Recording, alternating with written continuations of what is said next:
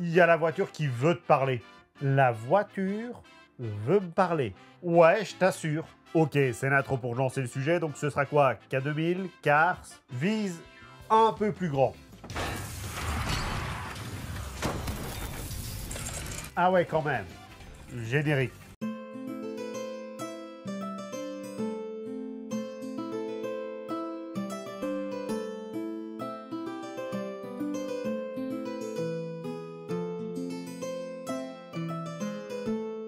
Salut à tous, est-ce que vous connaissez Transformers?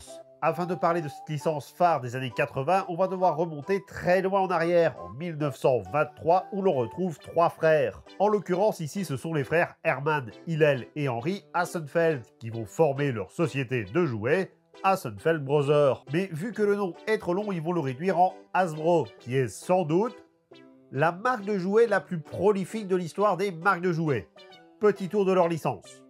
Monsieur Patate, c'est eux. My Little Pony, pareil. G.I. Joe, évidemment. Yatsé, Attrape-Souris, Simon, Twister, Kies, Hotel. Alors tout ça, c'est Milton Bradley, mais racheté par Hasbro dans les années 80. Le Monopoly, Parker racheté début 90 avec Playskool et Kenner, ce qui fait que tu peux rajouter la pâte à modeler Play-Doh, le spirographe et masque. Magic the Gathering, rachat de Wizard of the Coast début des années 2000. Et depuis 2018, ils ont aussi la licence Power Rangers. On va s'arrêter là, mais croyez-moi qu'on pourrait encore continuer longtemps la liste de leurs licences.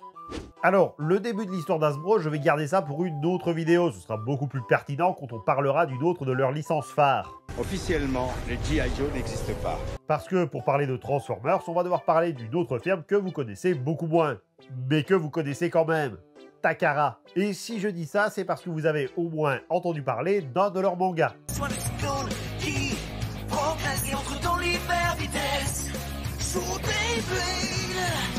Mais c'est aussi eux qui sont responsables du portage des jeux Neo Geo sur console. Si vous avez pu jouer à Fatal Fury ou à Samurai Shodown sur Super NES et Mega Drive, c'est grâce à eux. Tout comme le second jeu de baston tout en 3D, Battle Arena Toshinden. I never give up. Mais si on parle de Takara, c'est bien parce qu'ils ont deux autres licences qui vont nous intéresser. Dans un premier temps, les Diaclones, racontant l'histoire d'humains, la force Diaclone, qui combat les Warhooders, extraterrestres insectoïdes, grâce à leur robot géant, ayant la particularité de se changer en véhicule. D'un autre côté, ils ont aussi créé Microman, une série qui trouve son origine chez les G.I. Joe. Comme ça, la boucle est bouclée. C'est quand même bien fait. En effet, Takara a voulu importer l'équipe des Joe au Japon, mais l'image des militaires américains a reçu un accueil tiède de la part du peuple japonais. Donc, tels des Super Sentai devenant des jeunes avec une attitude, on prend les moules des G.I. Joe, on repeint le tout et ça devient les Microman, des super-héros cybernétiques qui pouvaient se transformer en véhicules. Enfin, la transformation, elle n'était pas immédiate, c'était plus un réassemblage de pièces. Hasbro, de son côté, vient de relancer les G.I. Joe, autant en jouets qu'en comics ou en séries animées. Héros sans frontières, guerriers de l'univers. G.I. Joe. Et en quête d'un nouveau succès, il tombe sur ces deux lignes de jouets japonaises lors du Tokyo Toy Show de 1983. Il décide donc de les importer aux États-Unis en leur donnant le nom qu'on leur connaît aujourd'hui, réalisant avec Marvel le même deal pour avoir une série en comics et animée en parallèle. Le tout designé par Katsutaka Miyatake, qui travaillera notamment sur Gundam et Shoji Kawamori, et que l'on retrouvera pour les designs de Vision d'Escaflowne. C'est donc 28 figurines, 18 Autobots et 10 Decepticons qui sortiront durant l'année 84, commençant ainsi un succès qui perdurera jusqu'à nos jours. Pour parler d'extraterrestres, quoi de mieux que de commencer par leur planète natale, Cybertron. Et pour parler de Cybertron, on va devoir remonter quelques années précédant sa création, à l'aube de l'univers. Durant ces temps reculés, deux entités ont vu le jour pour s'en mettre plein la tronche jusqu'à la nuit des temps. Primus, le dieu de la lumière, et Unicron, le dieu du chaos. Alors, petit disclaimer, je vais pas parler de toutes les continuités parce que, bordel, il y a plus de versions d'origin story des Transformers qu'il n'y a de reboot Spider-Man. Alors si je ne parle pas de votre version préférée, c'est pour essayer de rester un minimum clair. Ainsi, dans la plus ancienne version, Unicron, après un terrible combat contre son rival, finit enfermé dans un astéroïde avec ce dernier. Primus décida alors de modifier son corps en planète, Cybertron, et de créer une race pour l'abriter. Mais si on s'en réfère à d'autres origines, Primus avait déjà commencé son boulot avant sa transformation en planète, créant les 12 premiers Transformers, les Covenants. Et on va pas y aller par 4 chemins, c'est juste les Chevaliers du Zodiaque. Mais tout ceci reste des prototypes de la création de l'univers. La première version définitive, bien que reprenant plusieurs éléments, est sensiblement différente. Ainsi, alors que la vie commençait à apparaître où? Parce que là, si tu vas parler de la création de Cybertron, les Transformers, ils n'existent pas encore. Quelque part dans l'univers, c'est jamais précisé de qui on parle. Bref. Pendant que la vie peinait à trouver son petit bonhomme de chemin, le dernier des dieux des ténèbres, Unicron, menaçait leur existence. Pour combattre ce mal, le noyau sensible de l'univers, c'est son nom, créa un protecteur, le dieu de la lumière, en la personne de Primus. Voilà un noyau sensible de l'univers fort avenant. Alors, il le serait s'il n'avait pas dans un premier temps créé Unicron. C'est facile de passer pour un gentil quand tu amènes la solution à un problème que tu as toi-même initié. Donc, Primus, nouvellement créé, et Unicron, anciennement créé, vont joyeusement se battre dans un combat tellement dantesque qu'il détruit une partie de l'univers. C'est alors que Primus a eu une idée, celle de passer sous forme d'énergie sur le plan astral, Unicron le suivant bien gentiment pour une nouvelle bataille que le dieu de la lumière perdit. Parce que ce serait moche d'avoir un protecteur performant. Mais juste avant de mourir, Primus revint sur le plan physique, toujours suivi par son rival. Sauf que, coup de théâtre, l'énergie vitale de nos deux dieux resta sur le plan astral, changeant de divers robots en bouts de métal bons pour la casse. Alors en vrai, ils avaient encore une dernière option, celle de remodeler leur corps, Unicron devenant le premier Transformer sous la forme d'un robot géant, ce qu'il l'était déjà, et de l'autre, Primus qui devint une planète, Cybertron, créant au passage les Cybertroniens. Oui, ça n'a techniquement aucun sens de les appeler Transformers. D'ailleurs, Cybertron, c'est leur nom au Japon.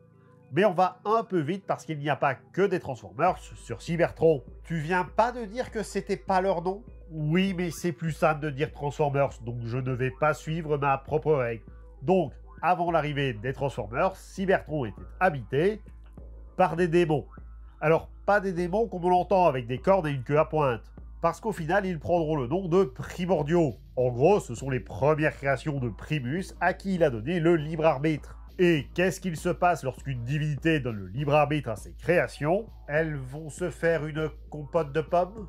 Elles se tapent sur la tronche, ce qui en résulte par un cataclysme divin, histoire de faire table rase du passé et on recommence. Sauf qu'il devait y avoir un Noé dans le tas parce que certains démons ont survécu et vivent maintenant dans les entrailles de la planète. Jusqu'à ce qu'ils reviennent à la surface pour s'en prendre à la nouvelle génération de Cybertroniens avant d'entrer en hibernation dans des cocons.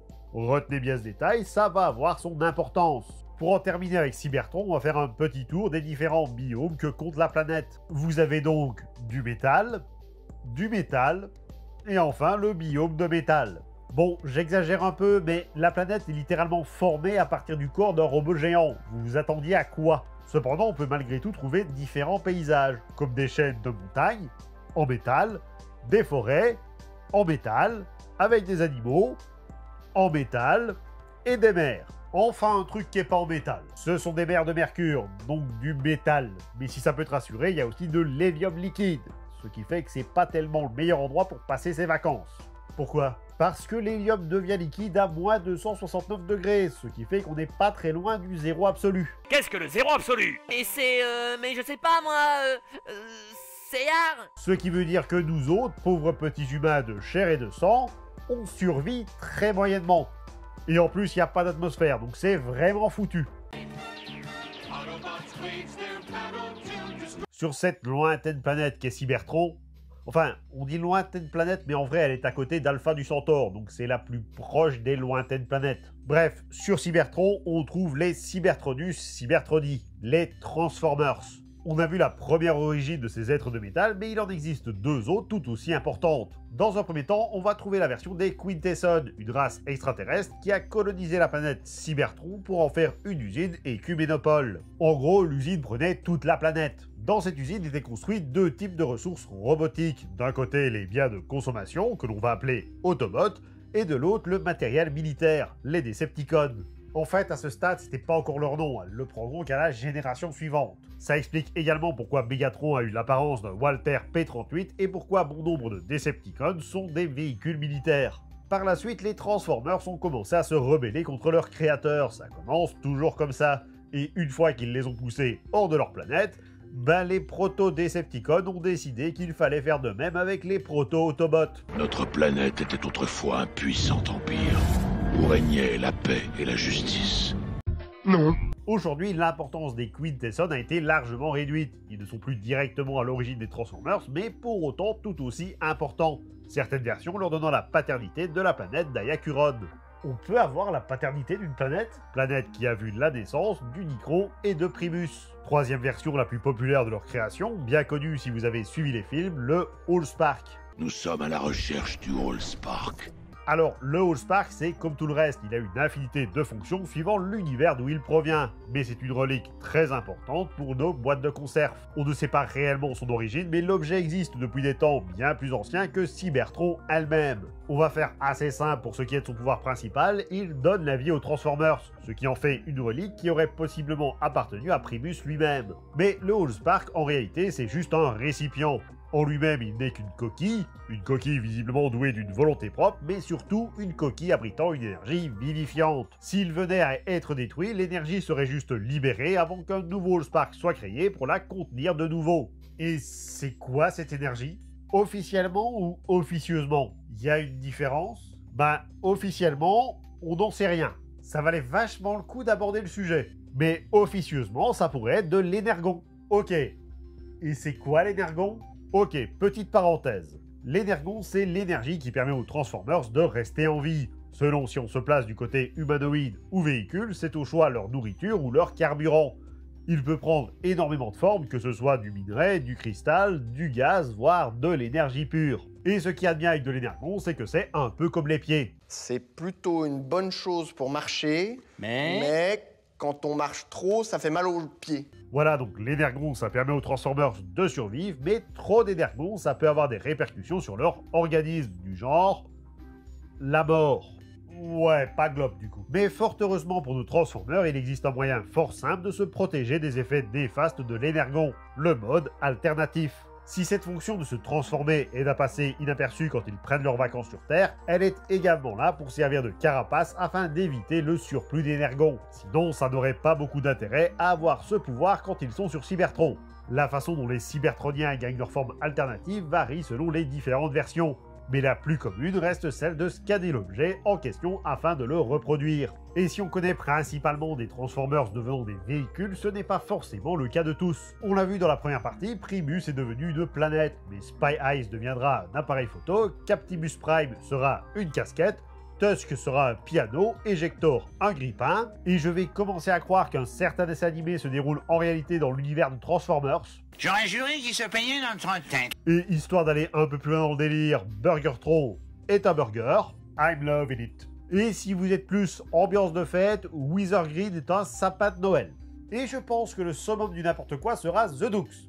Oui, son mode alternatif, c'est exactement ce à quoi vous pensez. Tout ça sans compter les armes à feu et blanches. Bref, un Transformer, ça peut être tout et n'importe quoi. Je terminerai juste par sortir le personnage de Ravage qui se transforme en cassette audio, mais surtout qui n'a pas réellement de forme robotique, mais celle d'une panthère. Le point central d'un Transformer, c'est son étincelle de vie, qui peut être créée justement par le Allspark lors de la création d'un nouveau Cybertronien. Alors, il y a plusieurs règles pour cette nouvelle vie. Soit l'étincelle est déposée dans un corps inerte de robot créé à l'avance, soit l'étincelle en elle-même permet la génération d'un corps directement. Dans ce cas-là, la première forme des Transformers sera un amas de métal liquide que l'on va appeler protoforme et qui peut durer entre plusieurs jours ou plusieurs minutes selon la continuité. Dans certains cas, comme pour les autres êtres vivants, la protoforme pourra se diviser, donnant alors naissance à des jumeaux Transformers. Évidemment, et à la différence des autres formes de vie, une fois que le Cybertronien a quitté sa forme embryonnaire, il passe directement à sa forme adulte, bien souvent gagnée après avoir scanné l'objet de son mode alternatif. Mais ce n'est pas pour autant qu'il n'est pas, les premières années de sa vie, un enfant. Les différents stades de vie d'un Transformers étant bien plus mental que physique. Et ils feront tout ce qu'un enfant normalement constitué fait à cet âge-là. Des bêtises, aller à l'école. Cybertron ayant une société assez proche de la nôtre, avec des écoles, mais aussi des cafés, des magasins, des théâtres ou des cinémas. Faut bien distraire les robots. Tu crois que c'est le manque de divertissement qui a rendu les Terminators aussi violents ? Après avoir fini leur programmation primaire, certains Transformers peuvent se spécialiser, que ce soit dans les sciences, dans le militaire ou en médecine. Enfin, En mécanique, je présume, vu que c'est des robots. Et après ça, les Cybertroniens vont pouvoir commencer leur longue vie. Et quand je dis longue, c'est pas un euphémisme. On estime que la durée de vie d'un robot est de 4 à 7 millions d'années. Et c'est une estimation basse. La dernière version de 2018 parle de 65 millions d'années. Et bien entendu, avec 65 millions d'années, il arrive un moment où la machine devient trop vieille. Mais on ignore s'ils peuvent réellement mourir de vieillesse. En effet, un Transformers contractera toujours une maladie, la cybercrose, qui finira par le tuer dans 100% des cas. Cependant, c'est assez rare, puisque les chances de mourir quand on fait partie d'un peuple qui se fout constamment sur la tronche sont assez grandes. Et malheureusement, viendra un moment où tous les Transformers seront détruits, laissant un seul survivant, Rodimus Prime, qui finira par mourir à son tour. Avec sa mort, les démons sortiront de leur sommeil, arborant une nouvelle forme, les Transformers d'une nouvelle génération. Quand je parle de nouvelle génération, en vérité c'est un peu plus compliqué que ça. Les Transformers, ils se divisent en générations selon les gammes de jouets. Ici nous avons par exemple Megatron de la génération 1, et ici ce magnifique Megatron de la génération 2. Mais en 1996, la marque fait un nouveau reboot de la franchise avec Beastwar, ou Beast Machine, ça a eu plusieurs noms. Et histoire d'encore plus foutre le bordel, cette nouvelle génération s'inscrit dans la continuité de la génération 1, gommant la majeure partie des éléments introduits dans la génération 2. Vous suivez toujours ? Parce que l'histoire des Beast Machine a été confiée à pas moins de 4 éditeurs distincts, et chacun a décidé de faire sa petite popote à terme. Bref, je l'ai dit dans la partie 1, la chronologie des Transformers, c'est un bordel. Donc la version démon que j'évoquais en fin de partie 2, elle vient des dernières pages d'IDW. Mais dans d'autres univers, ils sont simplement les descendants des Transformers. Et là, vous vous dites sans doute, mais comment est-ce qu'ils peuvent être les descendants alors que les robots ne se reproduisent pas? Ce à quoi je répondrai... Oh, on s'en fout. En vérité, ils sont des descendants bien plus spirituels que réels. Après les diverses guerres de Cybertron, la planète a connu une période de paix durant 300 ans. Et ce faisant, les nouvelles générations de Transformers ont évolué, devenant plus petits et moins gourmands en énergie, dû au fait qu'ils ne devaient plus être des armes de destruction massive, un événement qui s'appelle la Grande Mise à Jour. Et d'ailleurs, à cette époque, il n'y avait qu'une seule et unique faction, les Maximals, une démocratie qui répondait au Haut Conseil des anciens Maximals. Maximo... je sais pas.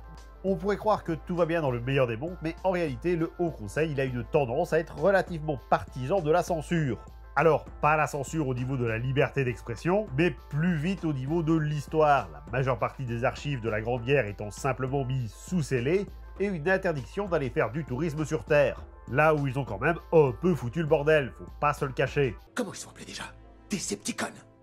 Ça n'allume pas vos capteurs, ça! Et que se passe-t-il quand des dirigeants semblent un peu trop pros à cacher des faits historiques sous le tapis? Eh bien, une faction rebelle voit le jour. Cette faction, ce sont les Predacons. Oui, durant l'ère des Beasts, les Predacons, descendants des Decepticons, donc les méchants, sont en fait les gentils rebelles qui veulent défaire le pouvoir en place. Et le pire, c'est qu'ils vont même plus loin que ça, puisqu'ils répondent aux ordres du conseil de Tripédacus. C'est ce truc. Ouais, il inspire vachement la confiance.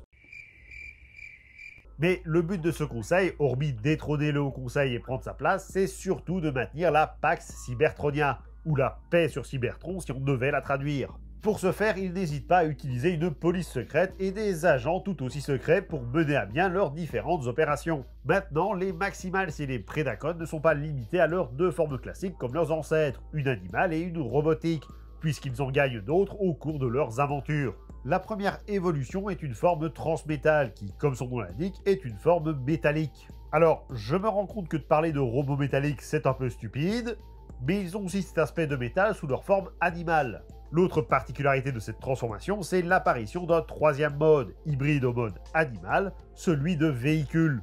Ainsi, vous pouvez voir un rat avec des roues, un singe qui surfe dans les airs, un rhino char d'assaut ou encore le guépard qui devient... un chavalant. Autre évolution pour nos bêtes, les fusors. Et là, ça va aller très vite, c'est typiquement un Transformers dont le scan a foiré. Il en résulte un mode alternatif qui est un amalgame de deux animaux, avec des combinaisons parfois aléatoires et parfois franchement classe. Sérieusement, une tortue croco ou un requin marteau aigle, c'est pas trop la classe? Les Transmétal auront aussi une version supplémentaire, appelée Transmétal 2, parce que le département créatif commençait à être à court d'idées. On est à peu près sur le même schéma, si ce n'est qu'à présent, nos chers Transformers sont devenus des X-Men, vu qu'ils ont des pouvoirs. Et en parlant d'X-Men, la prochaine évolution sont les mutants. Et quand je dis évolution, on en est loin. En effet, à cause d'un virus anti-conversion, les mutants sont bloqués dans leur mode animal. Elle n'est pas si nulle ma vie, après tout. Alors, vous allez sans doute me dire que des Transformers qui ne peuvent pas se transformer, c'est un peu stupide. Et vous aurez raison. Mais les mutants sont malgré tout capables de se transformer. C'est juste qu'ils se transforment d'un animal à un autre. Juste au moment où je me disais qu'on ne pouvait vraiment pas faire pire que la transcrotte. Je vous remercie d'avoir regardé cette vidéo et j'espère qu'elle vous a plu. N'hésitez pas à commenter, liker, partager, à vous abonner pour ne manquer aucune des prochaines vidéos. Vous pouvez également me suivre sur les réseaux sociaux. Moi je vous dis à très vite, c'est le Grimsqueaker pour vous servir.